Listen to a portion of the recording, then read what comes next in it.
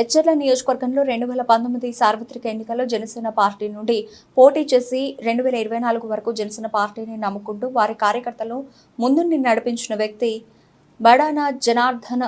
ఇతను ఎచ్చర్ల నియోజకవర్గంలో ఎన్నో సేవా కార్యక్రమాలు చేశారు. 4 మండలాల కార్యకర్తలతో కలిసిమెలిసి పనిచేశారు.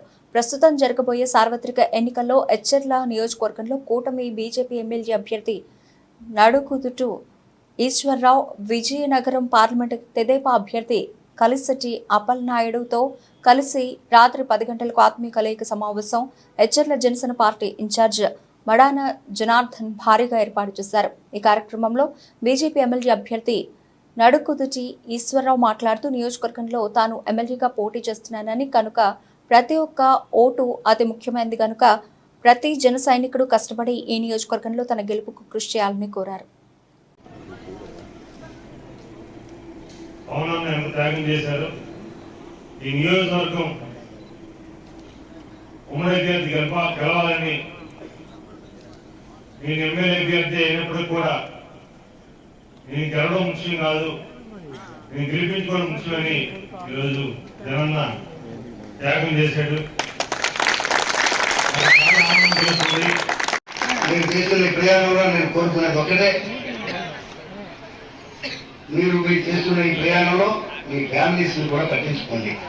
తల్లిదండ్రుల కోసం కూడా ఒకసారి ఆలోచించండి.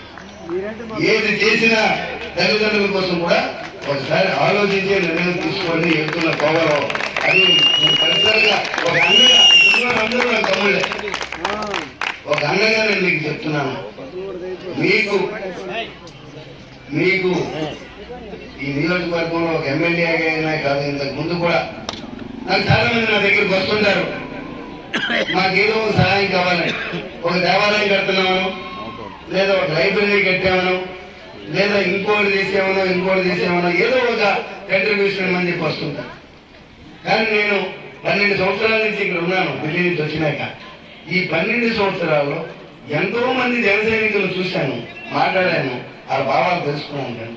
కానీ ఒక్క జన సైనికులు కూడా నాకు ఇది కావాలన్నా అని అడిగిన రోజు నేను కోరుతున్నాను. జనసేన సో మంచి నాయకుల రజాతలో మనం ఉన్నాం.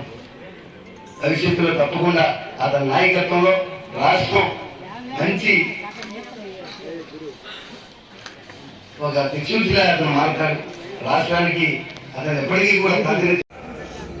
నేను 2019లో జనసేన పార్టీ తరఫున ఎమ్మెల్యేగా పోటీ చేశాను.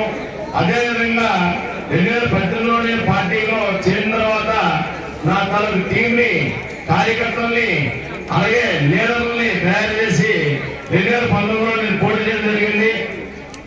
నా పోటీ అనేది గట్టి పోటీ అయినప్పటికీ ఇదే మాదిరిగా జనసైనికులు అందుకోవడంలో నేను నామినేషన్ వెళ్తే 15,000 20,000 మంది వచ్చున్నారు. కానీ నా ఓట్లు పడినవి 5,060 ఓట్లు మాత్రమే. అదే పని ఇప్పుడు చేయకుండా ఉండాలనే ఆశతో అలా ఉండకూడదనే భావంతో ఈరోజు నా కార్యకర్తలతోని, లీడర్లతోని మీటింగ్ పెట్టి ఈరోజు మన అసెంబ్లీ మరుగు పెట్టవలసిన ఎన్ఈఆర్ అన్నది, అలాగే ఎంపీగా పార్లమెంట్ జరగబడిన నా తమ్ముడైనటువంటి కలిసి అప్పలనాయుడు గారిని ఈరోజు వేదికపై తిరగడం జరిగింది. ఈరోజు ముఖ్యంగా ఎంతమంది కార్యకర్తలు అంటే అన్నయ్య అప్పటికప్పుడు నేను పేరు పెట్టి మీకు పిలుస్తున్నానని మీరు అనుకోవద్దు.